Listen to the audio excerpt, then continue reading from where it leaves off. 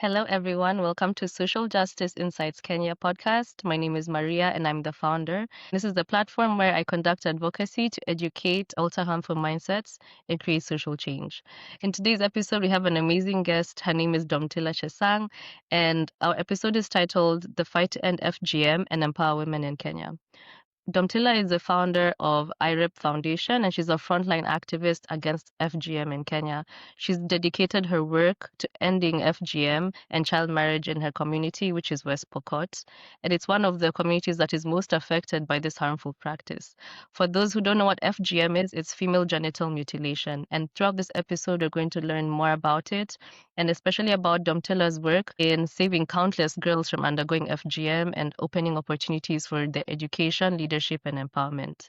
Domtila, welcome. It's so amazing to have you. So much. I'm pleased to be here too. I wanted to know, what is your earliest experience with fighting FGM? What inspired you to start I've been it? fighting FGM, or I've been fighting in the front line to end FGM for close to 10 years now.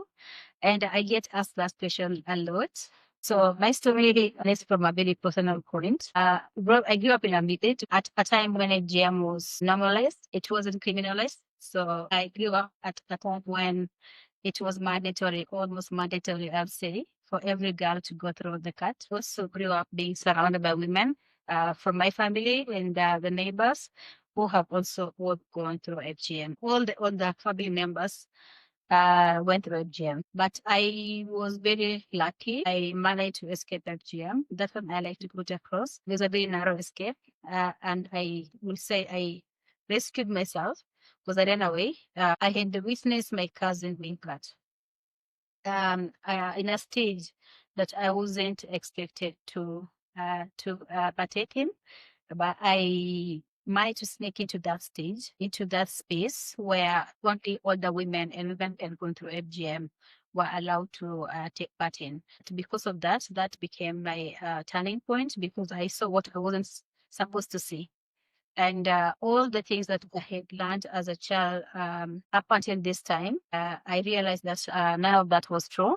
We had been lied to, and I got the truth of what FGM entails, like the procedure of FGM. So from that point, I vowed to challenge FGM, and I began with my mother.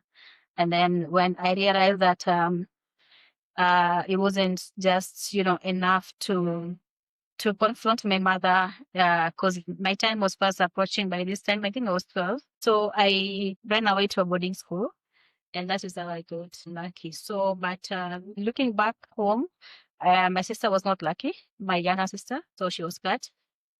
My mother didn't pressure her. My mother wasn't for FGM, but also she was silenced. She had been silenced, so she did not speak about it. She did not want FGM, but I didn't know that until when my sister was cut. Long story short, my journey has really been inspired by a very personal story, which was me saving myself and then my sister being cut, and then me moving on to prove a point. I wanted to prove a point that the direction I took and the decision I made was the right one. So I needed to come back and mobilize and really prove that MGM is totally wrong after what I saw. And of course, now growing up and going to school and interacting with other people from other communities, because growing up, I never knew there were other people outside my village. So that awareness really helped me. And I never even knew I would become an activist. It was just about me at the beginning. And then it was about proving a point. And then you fast forward, it became bigger than Domtila and bigger than my village. And then now it's a whole movement. Wow, that is so amazing. I really love that. And the courage that you have to be the hero in your own story and to be the hero in other girls' stories is what is so empowering. As she said that her mother was silenced, there's actually 92% of women and 93% of men aged between 50 and then 49 who are against FGM and believe it should be stopped. But as we know from reality, that this is not as easy as it seems. And on that, what challenges did you face when you began speaking out against FGM? There have been challenges. There are still challenges, even up to date. I cannot say that it is a smooth path. It is one that is very difficult, that requires a lot of sacrifice and deep commitment. But at the very beginning, it was really more about challenging a deeply rooted issue. It's like going against your communities traditions, being able to speak, being able to even acquire a platform where you can influence people to think otherwise, to go against what they grew up, knowing it's not a bit easy. It's taken a long time. It's really taken a long time for us to get there. We are not even there yet, but convincing the community and really trying to provide alternatives has not been an easy task because our community is very unique. West Pokot County is in the further north, in fact, northwestern part of Kenya. And there's also very high levels of illiteracy. The area is highly marginalized. A greater percentage of the land is semi-urban. For majority of the community members are pastoralists, which again becomes like another layer of challenge or issue to overcome because FGM is very common among the pastoralist communities. And just the most difficult thing has always been to coordinate that campaign. Because it's not just a collective decision, but also individual decision. So it's community, it is also family. So it's really been challenging. And now with a vast community, ending FGM requires like a consistent and a more sustainable conversation or strategy. Being able to sustain a conversation, it's possible to do that in a village, but being able to do that in the next village or the next community has always been the greatest challenge because you can be in this community or in this village today.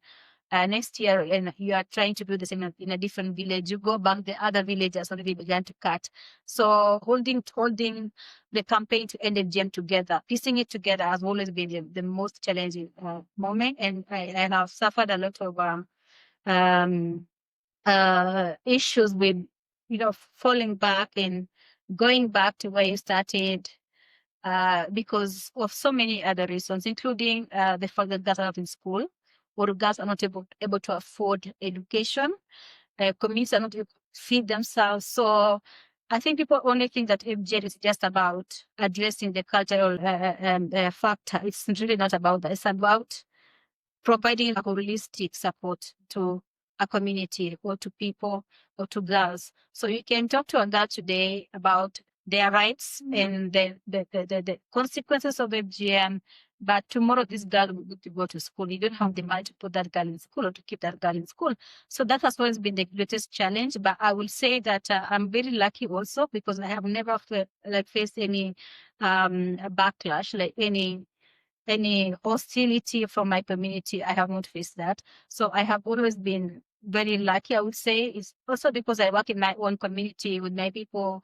I speak my language, I understand my culture, and I strategize my campaign, my programs in a very respectful way. I think you've brought up some very important things that people don't talk about when it comes to fighting FGM and even these different aspects of gender-based violence. Because you mentioned that FGM is linked to early marriage and girls dropping out of school. So the law alone cannot solve this issue. It's also about understanding the culture. We have the Prohibition of FGM Act in Kenya, and it was brought in 2011. And this is the most comprehensive law against FGM in Africa. Can you imagine that? But like, despite this law, the FGM is still going underground. Have you encountered this problem, especially people fleeing to go and do FGM in another place, even despite it being illegal? Well, what you've said is the reality. We have a law. We have the most powerful law. But again, that has also come up with its own challenges. I mean, it would really have been amazing to just really see how the law protects children and women. But again, FGM law, the Prohibition of Female Genital Mutilation Act, pushed FGM further underground. FGM used to be practiced openly. It used to be like an open celebration. So it was also easy when it was like that to even, address it and know when it was happening. But now with the introduction of the law, which is an amazing support that we have even for activists, now FGM has been taken underground. People are practicing it in secrecy. They have completely devised new ways of doing it, ways that will make even identification very difficult for us. We are currently having those kind of issues with the community. Now the unfortunate issue is that the community think that the law was introduced to hurt them or to take away their culture. We're trying to again include them that the law is for them. It's for to protect them. It's not against them. And I think that has been one of the loopholes of the law. When laws are made and the people are not involved, they're not consulted, they are not participating in the process of coming up with these laws. So that it makes the law and the people to play a hide and seek. Yeah. Very true. Now on to your amazing work.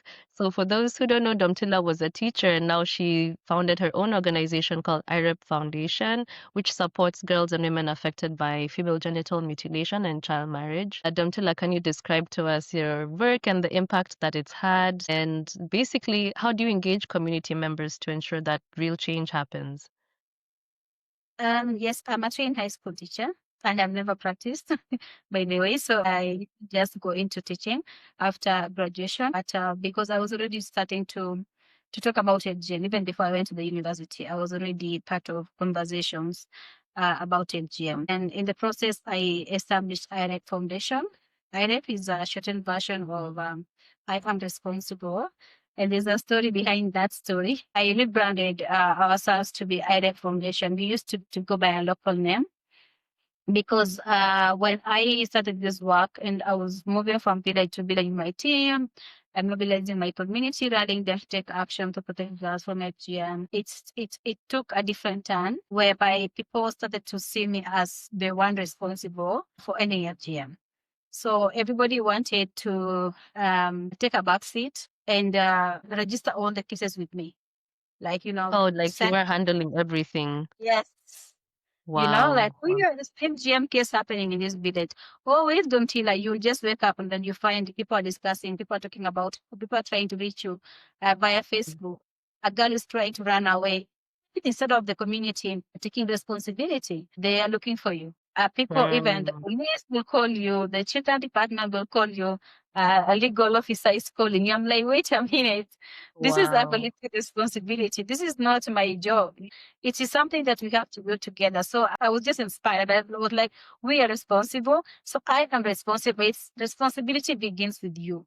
You as a mother of that girl, you as the father of Mhm. that daughter, you as a teacher of that learner, you as a legal officer, you as a police officer, everybody has a responsibility. So do not make it look like it is my sole responsibility.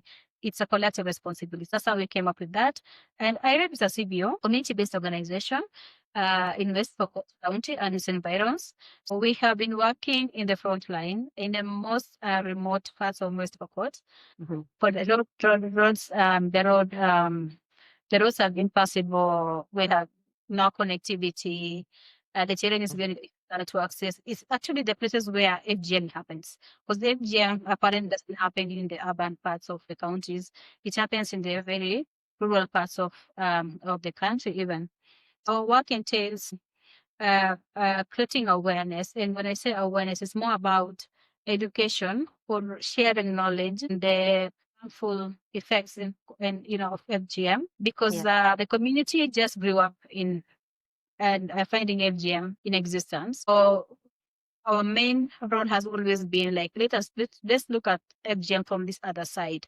Besides knowing that FGM is a good thing for you, for your culture, for your daughters, but can you also look at the consequences of FGM? So we establish those platforms for dialogue, for discussions, for people to be able to explore way beyond the culture, way beyond the belief that FGM is good.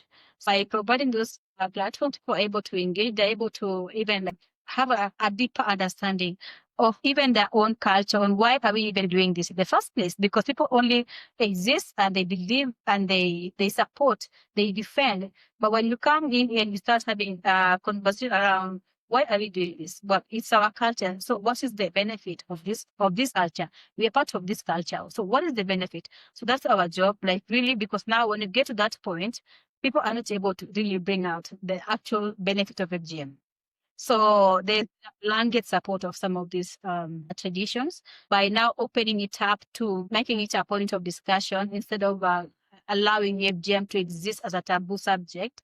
That way people are able to make informed decisions. So that is our main job as IREF. And besides that, creating awareness, We also create local movements in the villages where people can be able to do this by themselves. People of like mind, like the key influence of the community, they're able to move on to other villages, sustain the work, because I mentioned that's one of the key issues that we have. So we create those movements in the villages and sustain the conversation.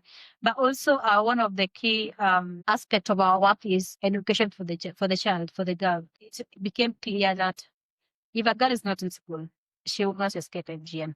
Very, very and that she will escape FGM. So we do a lot of advocacy and a lot of work to make sure that girls are in school and not just enrolling, but also are retained and they're able to complete their education. That's so amazing. And I love how comprehensive it is because you're actually dealing with the power holders in the community because the girls they're in charge of their lives, but they don't exactly have agency. Their parents have, their elders in the community have. So I love how you tackle those in different aspects. And you touched on how it's more common in rural areas.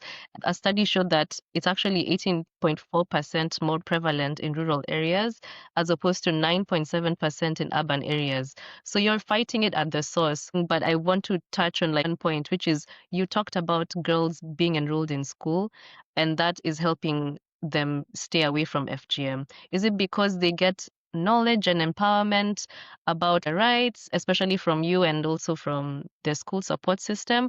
Or is it because it just keeps them away from the environment of FGM? It is both. When a girl is in school, first of all, it keeps them away. When a girl's in school, it keeps them away from the village. And when a girl's in school, she's engaged, she's busy, and she has something else going on, like an alternative.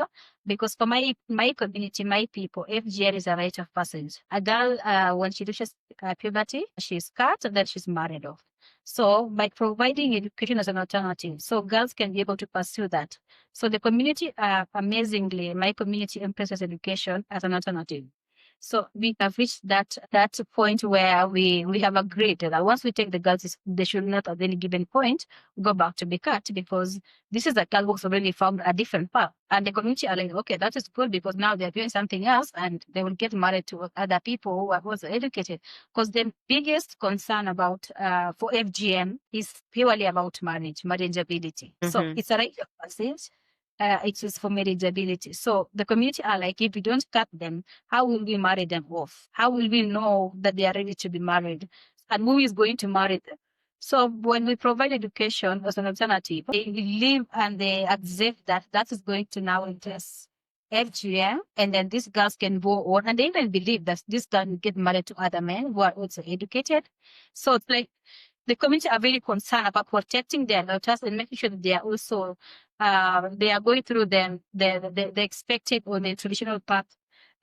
So if you disrupt FGM, then you must be able to provide an alternative, which is what we are doing with education.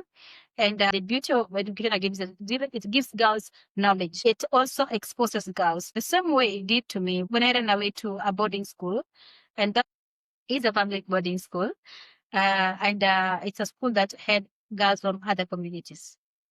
So that way, I was able to note that it's not just Pokot who exists in the world. It's not just us. There are other tribes in Kenya, and it's not a must. So that awareness is very important for a girl who is coming from the village, because where I'm coming from or where FGM happens, girls have never even stepped out of their village. They don't really know. I mean, it's different today than it was many years ago when I was 12, but still there are places, many places in the community, I'm sure in every community, where people have never left their village. So people don't really know what exists outside of the village. So when they come to school, they're able to learn, they're able to gain new knowledge and gain new awareness about their bodies, about their rights, and then they're able to defend themselves even. That giving that girls that agency is so empowering, because you can't always be with every girl. If every girl has that empowerment, that knowledge, they can also be able to protect themselves. Absolutely, you're so right. There's a time I visited Kakuma, and when you visit the girls, I noticed that these these programs on education, on their rights, even saying no to their parents on early marriage. And when they speak up about gender-based violence in their homes, they feel so powerful. And it's amazing to see outspoken 12-year-old girls who just believe that this little community is their world. So this is why grassroots advocacy and education is so important. And I am so glad that you're doing this work. We did talk about emotional burnout and trauma because you are also directly related to the issue. How do you cope with this weight of your activism on a day-to-day basis? No, I have to take a a deep one. Um, I'm glad that we are doing this interview at this time of, of my activism. So glad that we're doing this today and not 3 years ago, because I will very easily break down the 3 years down the line, because I have been in the front line, like right at the very heart, very center of the issue, living the Yeah. community, being always at the front line. So it's not been easy. It's not been a Yeah. journey. Yes, I have had a very, very, very tough time. I am now in a better state of mind because I have received support. The last 2 years, I've received main support, and I have healed, or Okay. I've got some empowerment, but this work is quite draining. It's overwhelming. Oh, It is yeah. something that I would not wish for any other person. And right now, even as we speak, I am putting together um, a program that is going to support activists like Oh, myself. wow. Uh-huh. I'm excited. I am so excited. It's coming up very well. We are having our Yeah. first physical meeting next month, Uh-huh. because said I will not allow another woman to go through what I went through. Rather than use my story, use my activism experience to support other women to have it at least easier and to avoid what I went through, because being at the center of your community and being so passionate about girls and women's rights really took a toll on me. I almost starved in the process. You get to a point where you don't get it. You don't get why are we putting our women through this torture? And these are your people, and these are girls who are coming to you. So my house was like a rescue center, a safe house where I get so many girls in the house every now and then. Even now, when I'm in the village like this, I won't take long because before someone else walks into the house, I lost my space.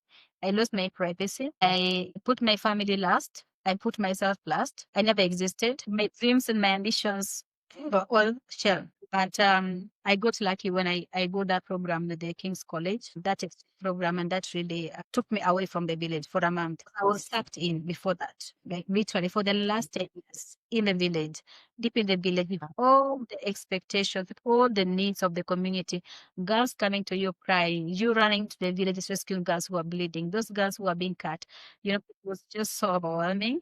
And but also because of very limited support that existed, Mhm. grassroots women activists, because all the time we show the world that we are so committed, we are so passionate, we want to end in our villages. So people take advantage of that resilience, that commitment, that passion about your work.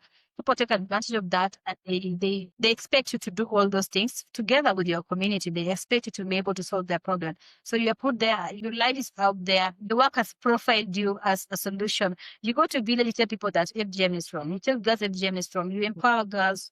You spend time with them. You take them to school, and now girls run to you. Girls come to you, who come to you and say, "Okay, we want to stop FGM," but you don't have the resources to, now what's next? We want to go to school. I mean, I work in this village. I still work in this village where there's no school. So I had to come back to boarding primary school to strike a deal with the school, and they took my proposal, and now we are partners. So we put our girls there. Girls we rescue from FGM, child marriage. Those are school, we put them in the school.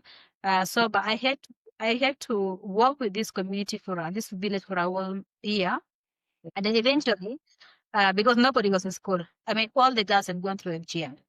So, but getting to a point where they trusted me, and they said, "Well, Yeah. Domtila, we also want our girls to be like you, but where is the school?" So Domtila cannot build, no resources to build a school. So even as I was lobbying the government to put up a school. I had to bring these girls again. So all these responsibilities, it's so overwhelming. And at the same time, people expect so much from grassroots organizations and activists. But again, they are also the most underfunded organizations and individuals. You get the most limited support, whether it's Mm. resources or even psychosocial support. You don't even get that. You don't really never even get that. But you are the person doing all the work. No holiday. I've never gone for any holiday myself. When I came to the UK for that King's College Partnership Program, that was my holiday. I've never stayed from my village for a whole month and taken my time off because over the December holidays, during COVID-19, when everybody was in lockdown, everybody was running away and keeping safe. We were the people in the front line. We were the people working during Christmas when people are going home to their families. You cannot close your laptop and go home when you are a frontline activist working in the community. You cannot. It's different. It's not a job like any other job where you can take leave and do and a colleague takes on some of the work. No, it's not like that. So it's really been very difficult, and there hasn't been any support, emotional support, social support for activists. It doesn't exist. So that's why we are creating our own support system amongst ourselves. So the only support that I received by then was just from colleagues and fellow activists, also battling their own, frustrations from their community, from partners and all that. So it was quite challenging. But like I said, 3 years up to this time of the year, I can say that I am better. I need to take care of myself. And Mm. it wasn't just I knew from the work that I needed to take care of myself, but there wasn't a way of doing that. I didn't know how to do that.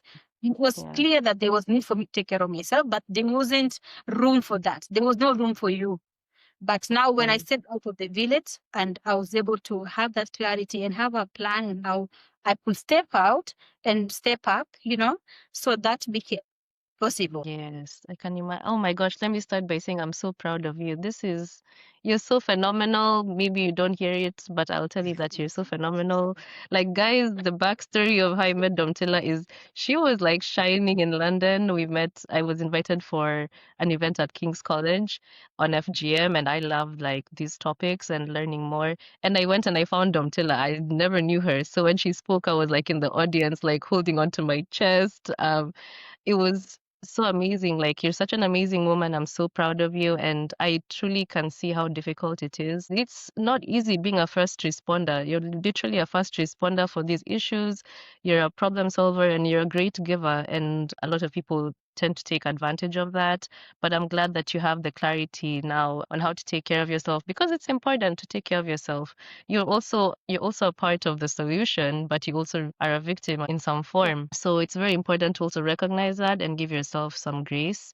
Nonetheless, always take care of yourself, truly. And so, yes, you're doing such amazing work. Now that we spoke about King's College, I'd like to now plug your work. So this is Damtila's report. She went to King's College London for a month and she worked on this report and it's published. It's a free resource. It's called Exploring the Persistence of FGM in West Pokot County, Kenya.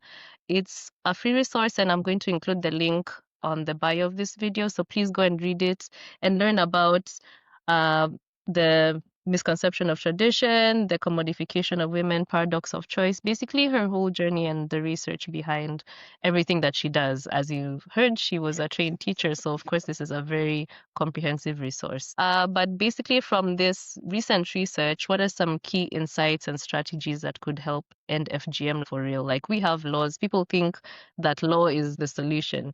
And for me, this is why I started this platform is I was in the law field, but I realized it's not the solution. It's a lot more deeper than that. So what are some key strategies that are the best way to fight FGM?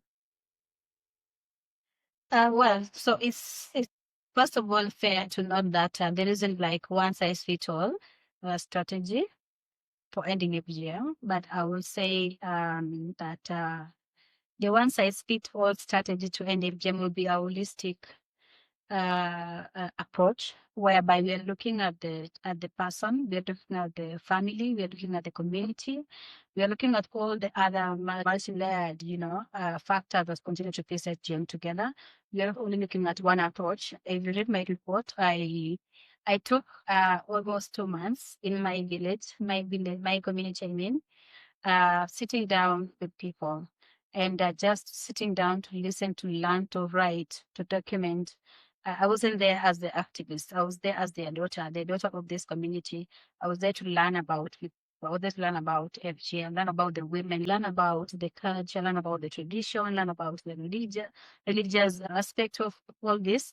And it was so empowering for me. And I would say the best way to do that is, first of all, to trust the communities with the solutions. The people that didn't are doing FGM. So the solutions will not come from them, clearly. Because even after doing that study, which I said I took almost 2 months, moving from village to village in the place where I had cited for my research.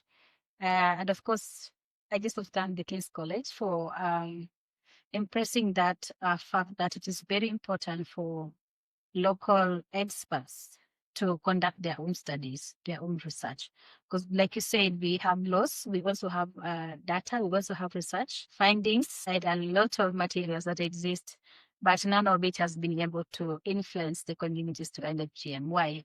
Because there's a gap. The gap has always been, we have sort of left out the real experts of the issues, and we called ourselves the expert. When I went back and sat down as an activist, as a researcher, it was different from when I was an activist. So that moment revealed to me a lot of things we had done wrong previously, which of course includes not taking care of myself. So that moment alone, it was like I was carrying a heavy load for years. And when I bought that program, it was like a moment for me to put that load down. It was a moment for me to put that load down as an activist and took up the other responsibility of being a researcher, which you don't have to carry the load. When you're a researcher, you don't have to carry the burden.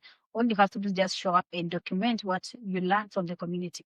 So the other important thing that I learned as one of the key strategies that can be used is that all these structures and all these material that exists, even the one that we use as our guidelines, they were developed by people who thought they know what FGM is and what needs to be done to kill FGM. I laugh at myself sometimes. I was like, where was I? I was born in this village, and my mother was cut. I was part of when my sisters were being cut, my older sister was being cut. I have seen FGM firsthand.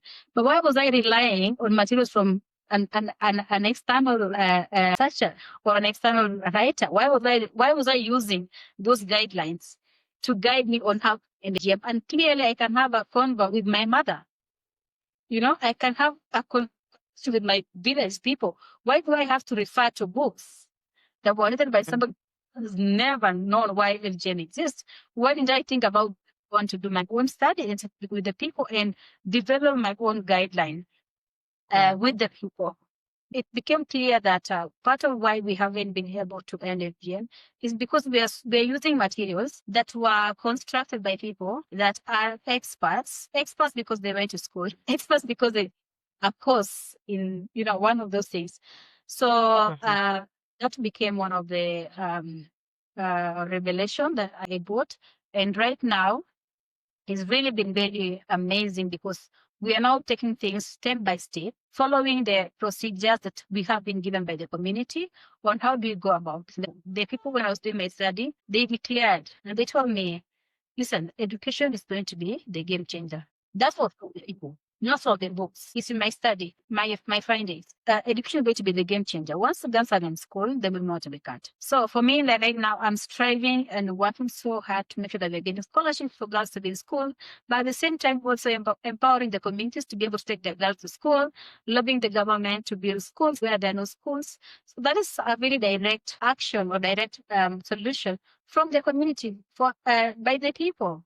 So that is one thing that we see. And of course, it's also important to have the laws. But having the laws as a beautiful document is nothing. Being able to put measures in place, strategies in place, put in place to make sure that these laws are being enforced is also a very important component. So we cannot stop and say, as a country, we have achieved it by having an anti-FGM law. Then what? That is not ending FGM. We have a film called the Chezi that we did, where I was able to see, to grasp how communities live, how people exist. Because when people sit down to make decisions or write laws, they don't really even understand the terrain of a community. They don't even understand the lifestyle of community. They don't even understand that people don't even have water. People have to move from place to place all the time. They will move, they'll do FGM. There are no laws. So how will you end FGM there? There's no connection. How will you end FGM there?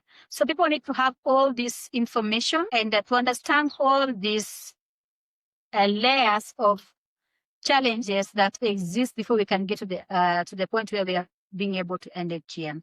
So yeah. Oh my gosh, the wisdom in this episode. Oof.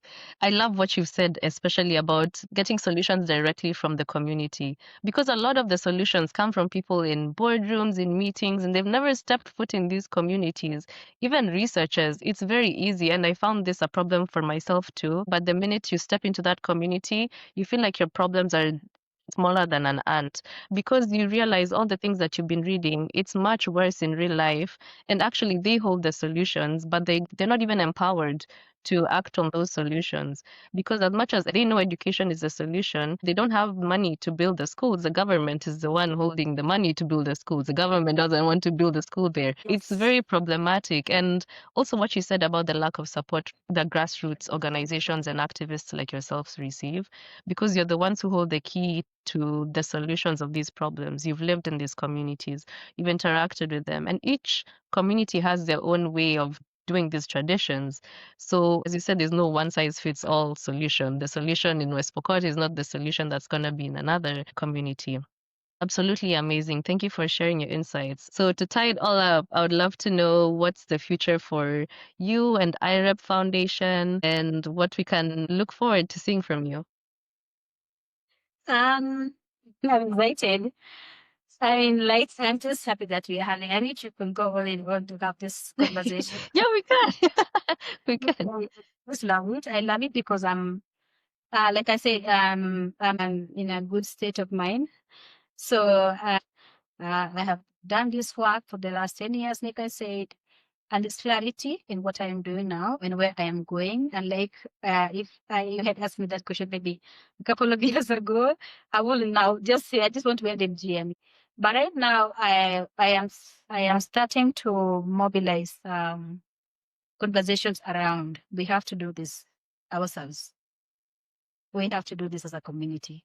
We have to go back to the very root cause of how we got here. We have to ask ourselves very, very difficult questions as a community. Right now, I am at a point where I feel so deeply ready to have this conversation, to completely rewrite how we are going to do this with the community, because we want to reimagine that these are our problems. These are our problems as a community. We are not going to hold any other person accountable before we can hold ourselves accountable as a community, as the Pokot community. These are our children. Because I don't know how we go to a point where even a mother, even a father, feels like it is the role of another person to watch over their daughter. Where did we let go of our responsibility? Our role as parents, our role as a community, as a family, when we let go of that, and then everybody's now kind of taking a back seat. Like, at what point did we say our role is just to bring kids to this world and then other to take care of these children? We have to go back and ask ourselves, where in a 12-year-old do you see a wife? Show me in this 12-year-old, I'll bring a 12-year-old. I can even bring my own daughter. She's 9. She's turning 10 next month. Where in a 10-year-old do you see a wife? You know, where did it become so brutal to the level where we see our women as nothing, completely nothing? where we are subjecting our women to the most severe form of violence, and we don't even blink. So I think that is where the conversation is heading to. It's like I'm going back home, cut and quote, going back home. And I think it's not me doing that. We are mobilizing ourselves. And that's why I told you we are bringing together some women, 20 young women, activists from the front line. First of all, we need to take care of ourselves. I'm going to share my experience. I am going to say, but we are going to do this work and we are going to do it with our people. We are going to go back to our communities. We are going to go back to our families. We are going to go back to the schools. We are going to go back to our government. We're going to really look at the root cause of this issue that we are tackling, because it's only there that we can find a solution, a lasting solution. Otherwise, if we say we are going to wait for a manna from above, it will not help us. We will not sustain this work. I know that solutions are with the people. If we can have this honest conversation, and if all of us working from the continent, even all of us can go back and say, at what point do we feel like FGM should continue? Show us the one benefit of FGM as a community, you as a family. At what point? Because for my community, people value dowry so much to the level where they can even kill their daughter.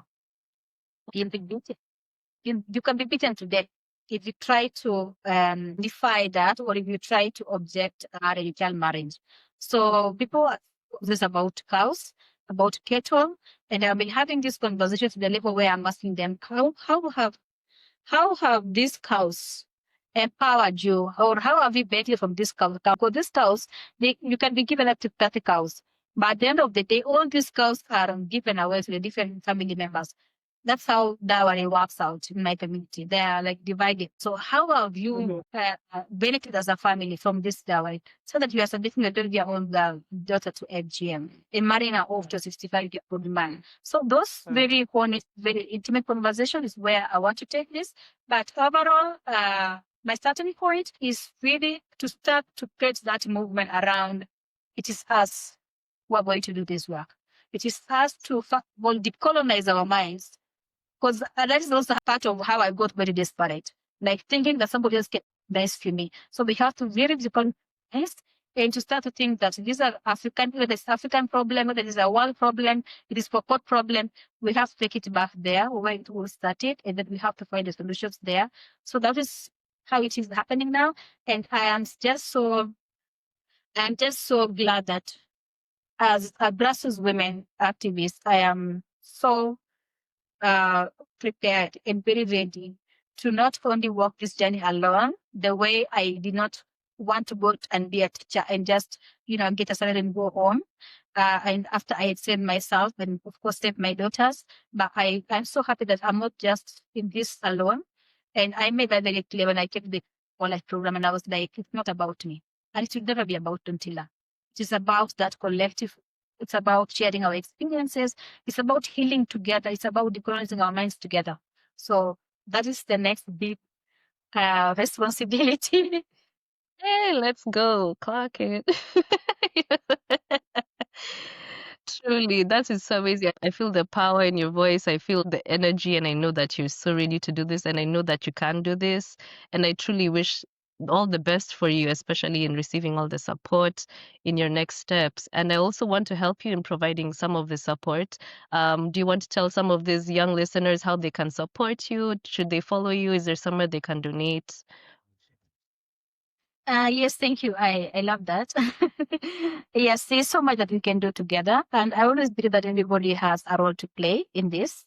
It can be by, following us online and amplifying the work that we do. My name is Domtila Chesang on all social media platforms. So you can find me, and of course they can refer to your page and they can find my name there. So, and once you find me, you'll find even our organization, which is Iron Foundation. That is our local organization, Iron Foundation. And also I am part of a bigger movement called Aura, which is where we are running now. Aura means African Women's Rights Advocates. So you can find me there. You can also support the work. You can share our stories. You can write about our work. You can, speak to support other supporters about our work or other funders about our work. You can also contribute directly as an individual, and you can as well volunteer with us. And I think that if we can all, take a moment to just take action, however small it is, your small participation, my small participation will create a bigger impact. Thank you. Well, unfortunately, we're at the end. I wish I could go on for days and days, but hopefully I'll have you back again for another episode. But thank you so much, everyone. That is Domtila Chesang, our guest for the day. Thank you for tuning in. You can follow her at Domtila Chesang on all platforms, and you can follow her organization, IREP Foundation, on Instagram and all other platforms. I will also link her pages in the bio and also her research in the bio. Thank you for tuning in, and as usual, stay informed and stay empowered. I'll see you in the next episode.